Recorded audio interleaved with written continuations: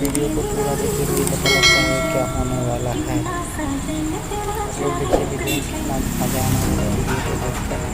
ऐसी गाड़ी हमेशा चलता रहना होगा तो अंदर में देख सकते हैं आप लोग कितना फास्ट में गाड़ी चल रहा है। मेट्रो भी है यहाँ पर ऊपर मेट्रो चलता है नीचे नीचे